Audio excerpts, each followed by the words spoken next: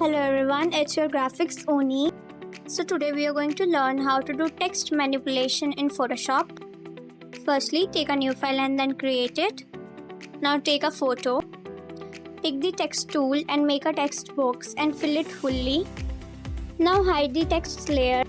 Click on the photo layer and then click on the file and click on the save a copy and now save it.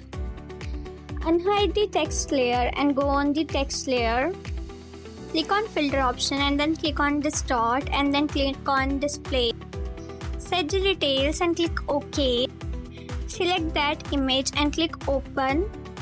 Now put that layer down from the photo layer.